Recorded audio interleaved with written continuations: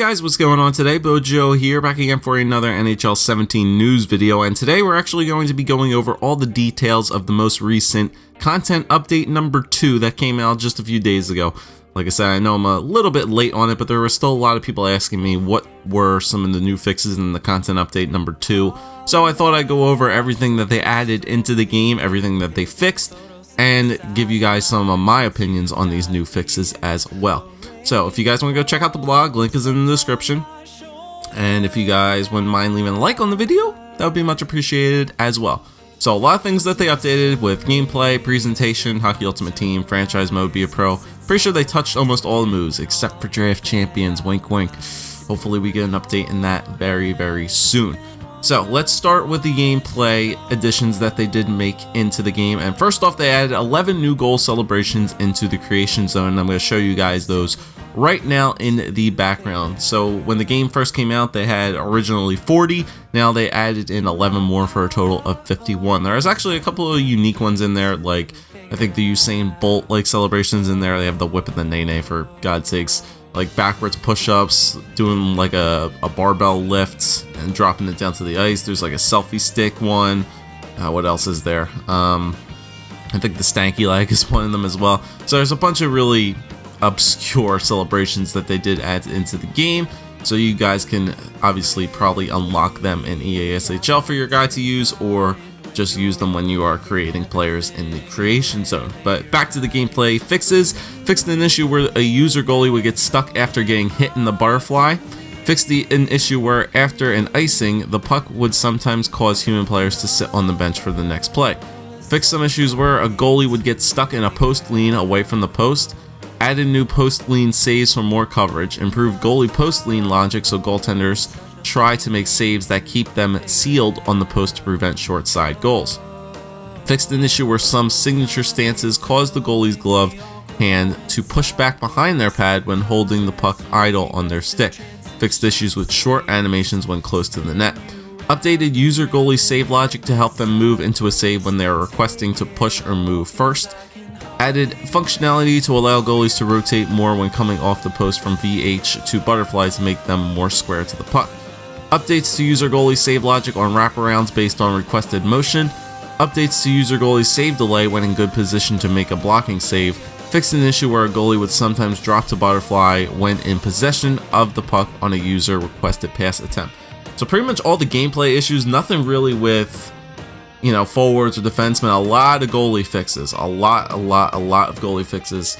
Obviously goalies are still pretty buggy, as you guys know, and hopefully a lot of these fixes will be able to help that logic out. And the one really weird thing about it is they focus a lot on short side shots here for goaltenders, which I find very odd.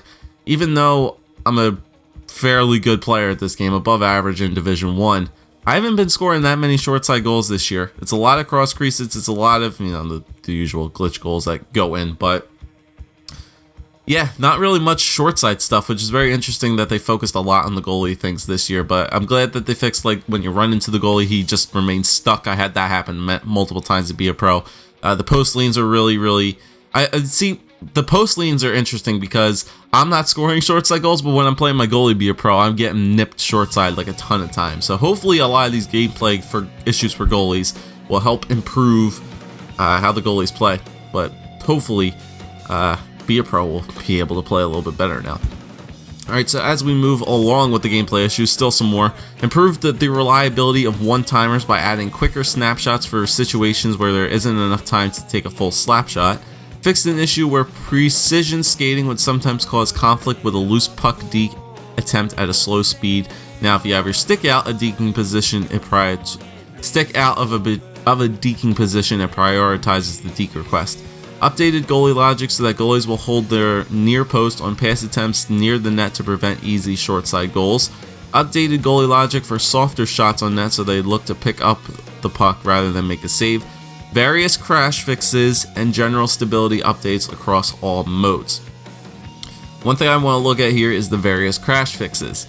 Now, are they talking about the one glitch that apparently a lot of Division 1 players do? If you guys don't know about this, this was in NHL 14, where you can repeatedly pull your goaltender after you take a penalty, literally pull him and replace him back in the net, back and forth, back and forth, back and forth, until you glitch the game, where you get a animation where it'll show that your net is empty and you'll get stuck in a loop and the game won't count.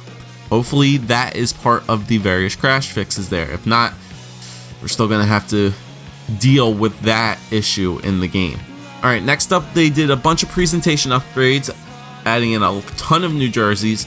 Only ones that I'm going to show you guys for the NHL team is they added in the Los Angeles Kings alternate uniform. They added in the Philadelphia Flyers alternate uniform, aka which is their 50th anniversary jersey in the game.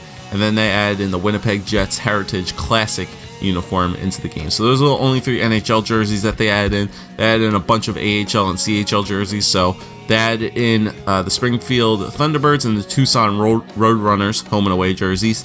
In the CHL, they did the Calgary Hitman, Charlottetown Islanders home and away, Cape Breton's alternate, Drummondville, Everett, Drummondville and Everett's home and away, Kingston's alternate, Swift Current's alternate, and then Lethbridge's home and away uniforms. In the Liga League, they added in Carpots, Lucos, Tapera, and Tamperine home and away jerseys. In the SHL, Malmo, HV71, Darkstad, Djurgården, and Karlskrona home and aways. Sorry for the butchering of those names. Malmo just has their alternate uniforms in. In the ECHL, they added in the South Carolina Stingrays alternate, and then some equipment has been added into the game with the Bauer Vapor 1XOD1N, Vaughn V7XF Pro Carbon, and the Bryans G Netic 3. Okay, so these are all the EASHL improvements that they added in. Like I said, New Jersey logos to customize for your club. I'll show you guys a bunch of the new logos in the background right now. There's a lot of unique ones that they did add in, so you guys can take a look at those while I continue to talk about what they added in. 11 new goal celebrations. Added a new drop-in feature where a group of users can play a private unranked game through the drop-in dressing room lobby. Dressing room leaders can enter a 4 to 6 digit private matchmaking ID to match up privately against another club using the same ID. Both groups must be matchmaking at the same time with the exact same ID, which means this is meant for larger coordinated games or practice sessions. So this is what a lot of the people in LG are using now. Instead of just doing club requests, you can set up these private lobbies and matchmake now with a certain PIN number, and it's much easier to match up with your team. Even though I thought the club challenges were pretty easier to do, apparently we're using the matchmakings now for LG games. Add the ability to select and view the player summary screen from the disconnect and end the game pause menu. Fixed issues where the banners, entry props, and flags were clipping through certain cameras in the EASHL stadiums. Fixed an issue where after icing the puck while on a 4-on-4 as their penalty is expiring, users would have their players on the bench on the next play. Alright, and then we move to Hockey Ultimate Team. Improved the quick swap functionality in the edit lineup screen for quicker line management and updated animation. Quick swaps can now be performed without transitioning to a separate screen.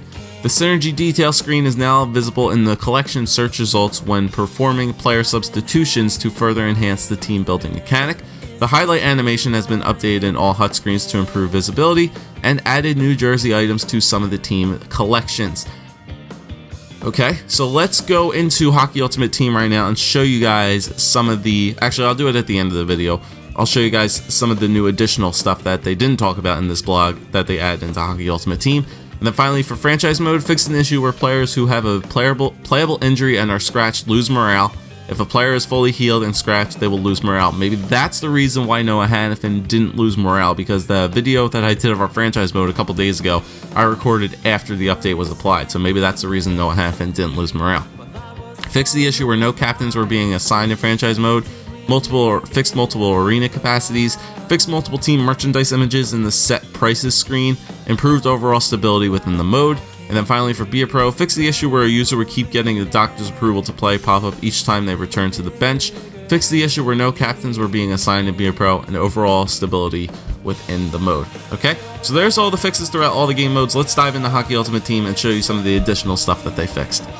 Okay guys, so just to discuss a couple of the changes that were made in Hockey Ultimate Team, we'll start with our edit lineup screen. As you guys can see, they did add in a new quick swap option for the squad, so it'll be easier for you to switch your players around on your edit team screen. As you guys can see, there is also a brand new little animation on the cards right now when you go and slide over certain cards. As you can see, it's just a nice little streak right down the card instead of it's actually just not really being animated at all pretty much. Now every one of these cards is able to be animated, but the only problem it seems to occur is that with this new update, if you hit down, it kind of does what it did at the beginning of the game, where if you hit down, you would go down to your 4th line. If you hit up, you go up to your 2nd line. And this is how it was at the beginning of the game. They fixed it, and it seems to be an issue once again. So hopefully they make that change, but now the actions bar is on the X button instead of the A, so that's gonna be a little bit weird. And then your synergy details, I think, don't have been changed. I think they said there was something weird about the synergies that were changed, but maybe I mentioned it already, I don't remember. But that's pretty much it. There's a new animation. Apparently there's a new pack animation as well, a new like pack animation for when you pull a rare card or you pull a special card or something along those lines. If you pull them in a pack, I don't have any packs currently. I mean, I could open up a bronze pack, I guess, and possibly show you guys what that looks like. I mean, bronze packs are only, what, 1k? Yeah, who cares? We get 1 rare in them, so I'll just open up this bronze pack right now just to show you guys real quick and to show you what it looks like when you pull one of the rare cards, if we actually manage to get one. Let's see, Alexis Venier. Yeah, not really. It didn't look much really all too different, but whatever. I'll just send all that stuff to my collection. Now, another thing that you guys will notice here in Hockey Ultimate Team is that they have removed the last price sold on all of the cards. So if I go into my NHL collection here real quick, go into my Anaheim Ducks thing. If I wanted to check the last price sold on my Ryan Getzlaf, for instance, I wanted to check the marketplace and see what this Movember Ryan Getzlaf is going for at the moment. It looks like he's going for around like 205k. All right, if I wanted to make an offer, check what he's going for. Yeah, starting price, current bid, buy now price, time and rating. No more last price sold in Hockey Ultimate Team anymore. Some people say it's a bad thing. I say it's a good thing. I really do think it's a good thing. People go by last price sold all the time, man. It degrades the cards way too quickly.